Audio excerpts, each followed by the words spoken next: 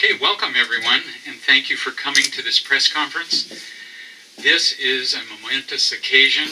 It's a crucial turning point that we all have been working toward for so long, and it's a cause for celebration that no rain can dampen. In fact, if you will recall, when the Denny Party landed in 1851, it was raining. Everything that's great in Seattle happens when it's raining, right? Now, my name is Clay Eals. I'm the Executive Director of the Southwest Seattle Historical Society, and here is how this press conference will proceed. First, I will have some introductory remarks just to lay the groundwork for this collaborative announcement. And then, one by one, I will introduce to you the key players in this quest, the ones representing the individuals and organizations who have been so crucial to this project, and each of them will say a few words. And then I will open the press conference up for questions which you can address to any of the speakers. So today, we are here with truly exciting news for the West Seattle community and for Seattle and Puget Sound as a whole. The 1904 log building, whose sign you can barely see over the roof, and just a half block down the street, this building, which was first known as Fir Lodge, and for the past 65 years as the Alki Homestead restaurant, and which has been closed for more than 6 years since a fire damaged a portion of the building's interior, now has a new owner and is on track to be restored. This development comes as welcome news for anyone with a heart for history, and for the countless thousands who are inspired by the early days of this peninsula and this city, and who have passionate and indelible memories of enjoying family-style chicken dinners and wedding receptions and graduation parties and business functions and many other unique gatherings at this iconic treasure, where everyone could find, as the slogan goes, a bit of old Seattle. Over the past 6 years, all of the parties represented here today have worked tirelessly and mostly behind the scenes to bring us to this very juncture today. The new owner is Dennis Schilling, whose purchase of the Alki Homestead from Tom Lynn closed just yesterday. Dennis is a resident of Mercer Island who is known here in West Seattle for restoring the Shoremont apartment building 3 years ago, just a few blocks from here on Alki Avenue. Now, a crucial factor in Dennis's decision to close the transaction is an agreement that he reached with our organization, the Southwest Seattle Historical Society, to modify an easement that the Historical Society holds for the Alki Homestead parking lot. The Historical Society Board has agreed that Dennis can use a portion of the parking lot to build an apartment building of up to 6 units to help him finance the Alki Homestead restoration. This agreement leaves the Historical Society with a scaled down but sufficient number of parking spaces for use by staff, volunteers, and visitors to our birthplace of Seattle Log House Museum, right here where we're standing today and just a half block from the homestead. Most important, this agreement keeps all of our eyes on the prize, which is the restoration of the Alki Homestead building. Under this agreement, construction of the apartment building is contingent on Dennis restoring the homestead and being guided every step of the way by the Seattle Landmarks Preservation Board and staff. Our Historical Society and our birthplace of Seattle Log House Museum are tied inseparably to Fir Lodge, Alki Homestead. You might say that Fir Lodge and Alki Homestead is our mothership, because when the two buildings were constructed in 1904, our museum building served as the carriage house for Fir Lodge. When we converted this carriage house to a museum in the mid-1990s, we secured city landmark status for both buildings, and restoration of the Alki Homestead has been and will remain our #1 preservation priority until its doors open again. So our theme this morning is gratitude. And in our book, everyone involved is a hero. So let's get to the speakers. I'm going to introduce each one. They'll come up and speak for a couple of minutes, and then we'll have the questions. First will be Marcy Johnson, president of our Historical Society Board, whose members have worked so hard to bring us to this juncture. Marcy?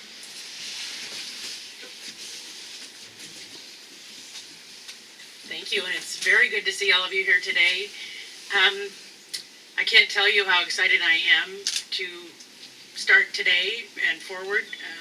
Thankful both to Tom Lynn and to Dennis Schilling for working out this agreement and coming to fruition so that we can preserve our beloved Alki Homestead Fir Lodge.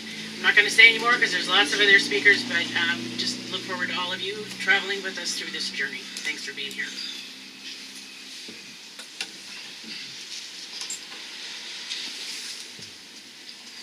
Next, we are grateful for the new owner, Dennis Schilling, who has boldly stepped forward to invest in the history and the soul of West Seattle. Dennis. So far, I'm the one who's done the least in this, so the people I really think have done the most, but actually Tom has really helped out. He's made sure that, Tom has done a lot because I wouldn't have been able to buy it without him. He's helped me with some financing, and he's definitely kept coming back to the table. And the other one is the Southwest Historical Society has been crucial in giving up some of the parking so that I can afford to pay for the remodel.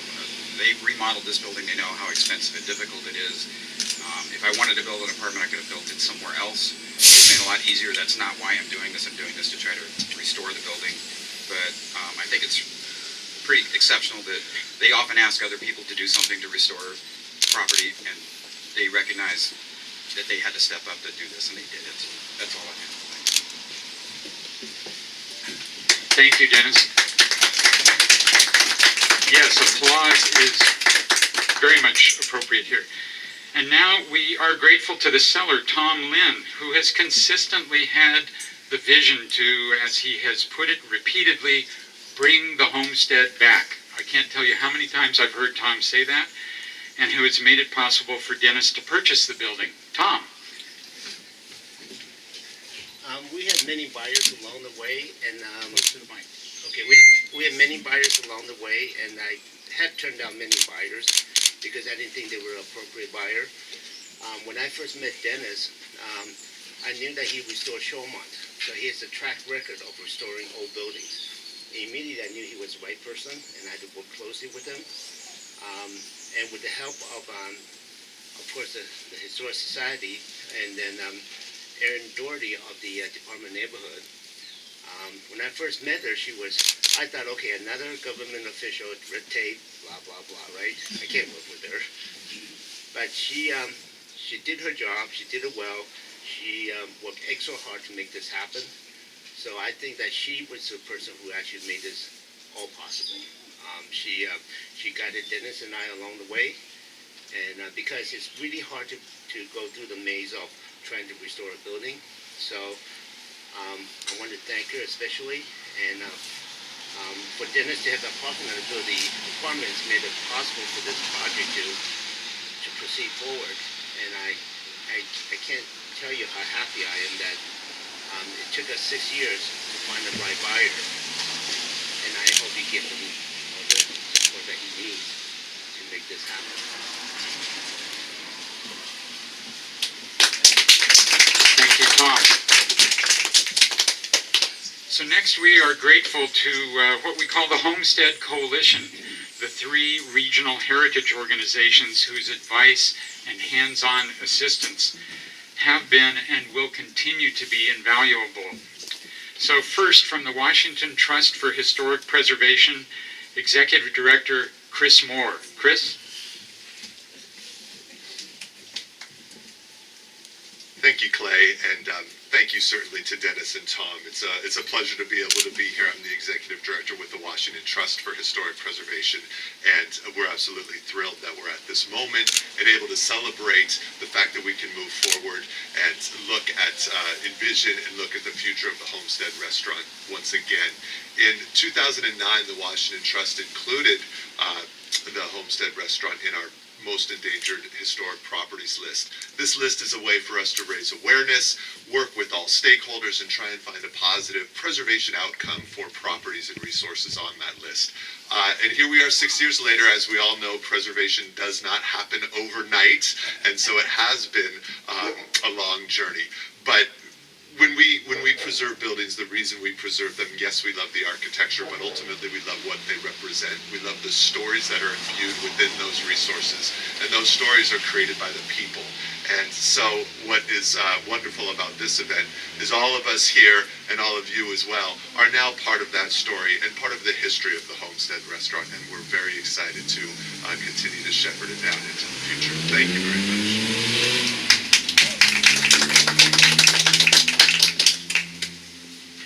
Okay, next from Historic Seattle, we would love to have had Eugenia Wu and Rick Seaver here. They've been hands-on, but we are fortunate today to have the council chair for Historic Seattle, Michael Herschenstown. Michael? Thank you very much. I'm always the chair of last resort, so I'm very happy to be here. This place matters. I think you can see the poster right there, the wonderful day when people came out to West Seattle to let everybody know how important this building is and how critical it is to the historic fabric of Seattle. So we're delighted that this day is here. Every meeting we ask, how's it going in West Seattle? And now we can say it's going well.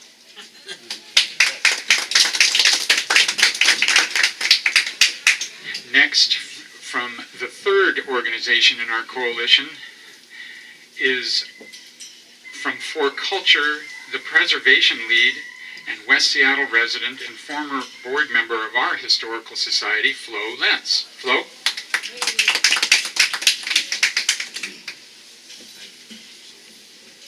Good morning, and thank you to everyone for being here.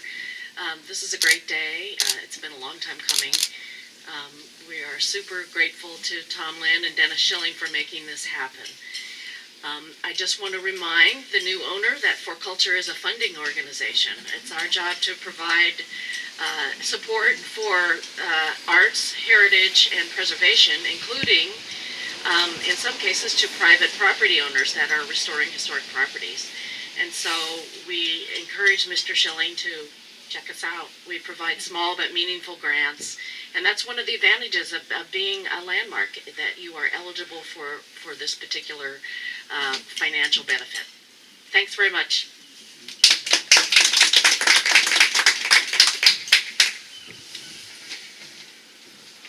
And that's something, Flo, that we will certainly be working with Dennis on, helping him see these kinds of opportunities that are available.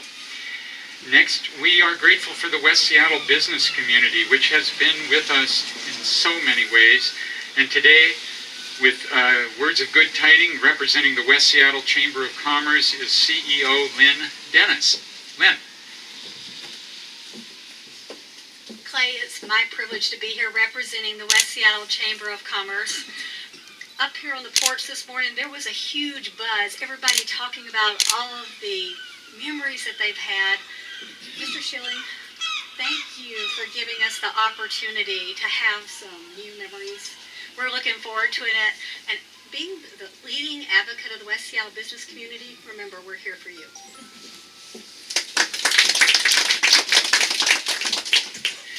And finally, we are deeply grateful to the City of Seattle and its Landmarks Preservation Board. There is no question that we would not be celebrating here today without the strong landmarks program of the city and with the leadership of the elected officials who make it possible.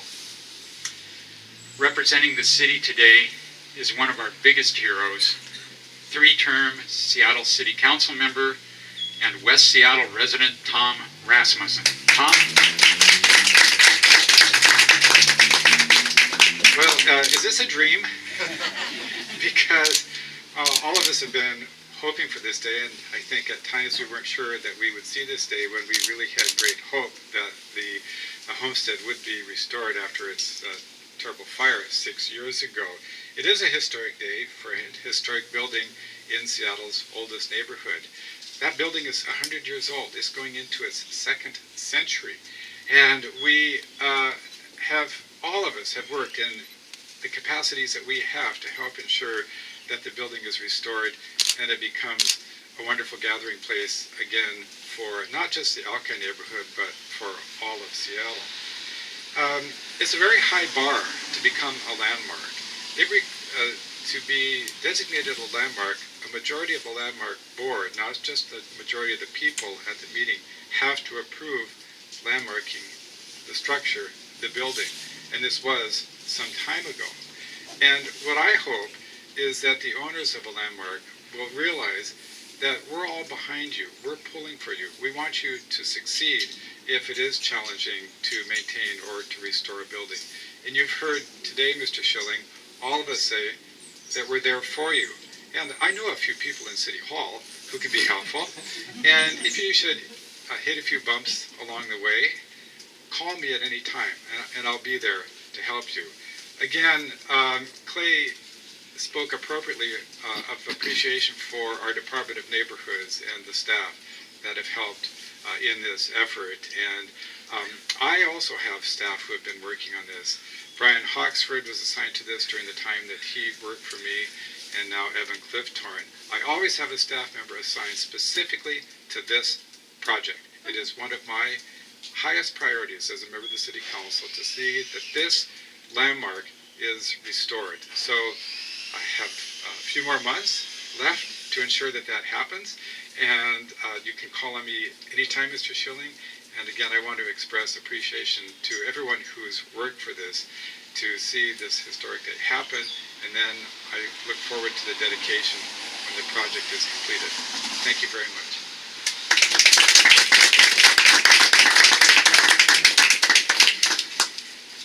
Okay, one final word before questions. Michael Herschenstown referred to it. I'm going to take you back 5 years. Many of you have seen this photo. This is the Alki Homestead when it was Fir Lodge about 100 years ago. And this is the only photo that we have that shows the Alki Homestead, then Fir Lodge, and our museum building in the same photo. This really shows the close relationship that we have. And then, who's got a This Place Matters poster? I've brought several of them out here, but I want to hold that up as well. Because, thank you, Lissa Kramer, our new interim museum manager. 5 years ago, many of you were here, and you remember we gathered 200 people in front of the homestead to do just what we've been talking about today, which is to promote heritage. And this was on July 4th of 2010, and in the months ahead, as the restoration begins, we plan to put on other homestead-related events.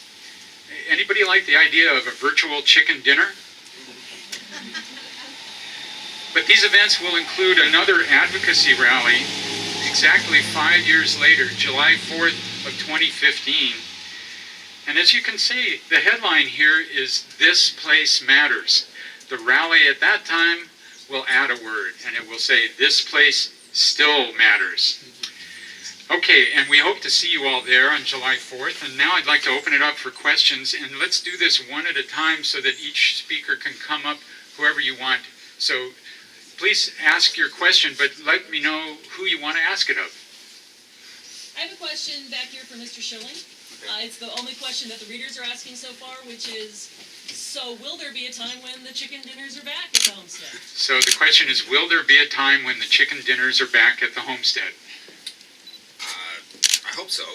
I don't know exactly what is going to be, the commercial use on the first floor. I'm guessing it will be a restaurant. I don't own or operate restaurants, so that's not my area of expertise. So my plan would be to get it rehabilitated and then lease it out to somebody that would want to use that space, hopefully for a restaurant. I don't know anything about restaurants. You don't want me running a restaurant. Thank you. Next question. Either Mr. Schilling or Mr. Lynn, in the past week or so, there's been a forklift and a couple of dumpsters over in the parking lot. Is that in any way related to the sale? The question is the equipment in the Homestead parking lot related to the sale of the Homestead? Tom? Unfortunately not. That is for Starbucks. Oh. Because they're doing restoration, Right. and they asked me, because I didn't want the equipment lying around to block the traffic or anything like that, so they asked me if they can use the parking lot just for 2 or 3 weeks. So that should be out of the way probably in a couple of days. Thank you. I have a question. Next question. I'm concerned that the readers are only wondering when the chicken dinners will be coming back. How big do the apartment buildings need to be? What will it do to the quality of life of those people living around it and the last remaining open space in Alki? The question about the impact of the possible 6-unit apartment building. Dennis? It hasn't been designed yet. We've come up with some preliminary things and have gone through the architectural review committee already for concept. Because that parking lot is also part of the landmarks designation. So they will have input on massing, setback, scale, and what I presented already, they seem to give me positive feedback on. We're trying to make it match appropriately with the museum and not be too overtaken. I think it'll look better than a broken up asphalt parking lot myself, but that's all I can say at this point. It's too preliminary. Is there anyone who's talking for the neighbors, or is it just the Historical Society who's making the decisions about giving away this piece of the landmark? I can address that. The question is about have neighbors been involved beyond the Historical Society and the notion of giving away a portion of the parking lot. We don't look at it that way. We hold an easement for the parking lot, and we all know that not just the purchase, but the restoration of the building is an enormously huge financial undertaking. And we have discussed this long and hard as a Historical Society board because we have the responsibility in holding the easement that was granted to us back in the mid-1990s when we converted this to a museum. And we firmly believe that the eyes on the prize is the Homestead building, and that if it takes using a portion of the parking lot to make that happen, we're all in favor of it. We have the reason that we have a leadership role in that is because we have the easement, and so we take that responsibility very seriously. Other questions? I think the gentleman was also asking about outreach to the neighborhood. So what portion of outreach to the neighborhood have you done in this process? We haven't done anything formally to get outreach into the neighborhood, but this issue, I'll wait till the truck passes. This issue of how to restore the homestead has been before us for 6 years. And anybody can put 2 and 2 together about what it's going to take to make this happen. It's a huge financial undertaking, and I can tell you that as executive director of this organization and working almost 7 days a week on behalf of heritage in this community, there is not a day that goes by that I do not hear what's going to happen to the homestead. We're really concerned about the homestead. And we believe that it is important for us to be a collaborator in the restoration of the homestead.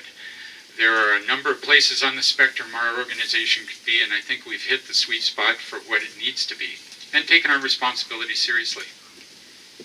When is the restoration starting? How long do you guys think it'll take?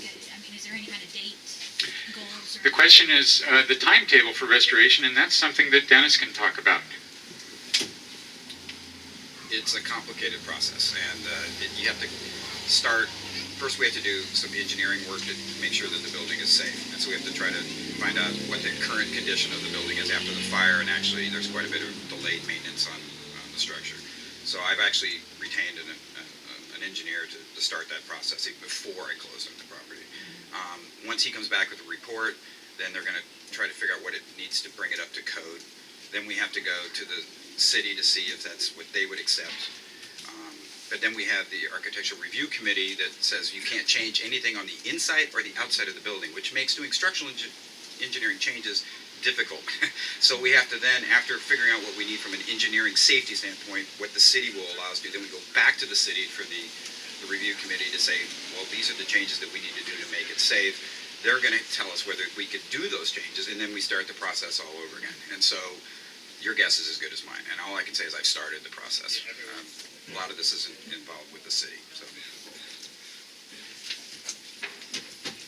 I might add that while it's very hard to predict the timetable on this, Dennis has a financial incentive to move forward as quickly as possible. And we are aware of that as well, and we're here to help him every step of the way. Other questions? Thank you very much for coming. Feel free to interview any of us. What a day, what a celebration, and I love that it's raining. Even though the stories at the homestead a half block away, this is somehow quite appropriate. You know, the best things in Seattle happen in the rain. Thank you very much.